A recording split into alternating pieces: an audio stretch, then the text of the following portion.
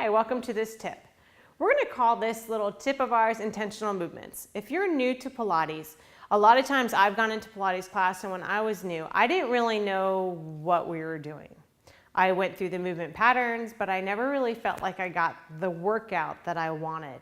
And part of that was because I never set my intention as to what the workout was supposed to be, as to what Pilates was supposed to be, and what that movement was supposed to be. So what I'm going to mention to you is in this exercise and in this workout, set your intention as to what you want. Do you want a strength focus?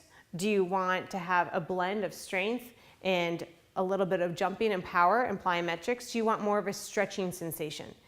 Each one of these movement patterns can be tailored to meet your intention that you have. When you're going through the exercises and if you're feeling something in one particular area working a ton and maybe nothing else kind of working, do a body check. What I mean by that is check, what is my neck doing? Am I relaxed? Am I stable? Are my shoulders up or are they down and back?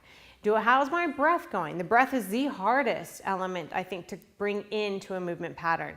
And that is why when you're doing an exercise, a lot of people hold their breath. So when you think about the exercise you're moving through, ask yourself, am I taking long, deep breaths? Do I find myself holding in one particular area of the movement? And then try to train yourself to breathe consistently and evenly throughout the exercise.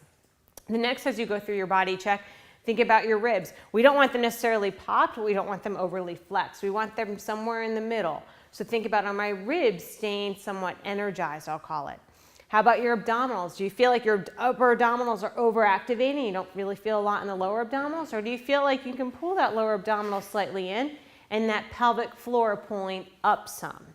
These are the checks you want to give. And then when you start to work some of your gluteal exercises, your rear end muscles, that's what I'm talking about with your gluteals. If you feel the back of the leg working more, I'm going to tell you to back up that pushing through that movement around 50% so you can activate your rear end a little bit more. It's real common to overactivate the hamstrings, which are the back of the legs, and underactivate the rear end.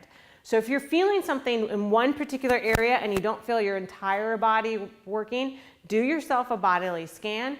And then if you still feel like one particular area is getting the brunt of the work, back up your amount of force you're producing, how hard you're pushing, about 50%.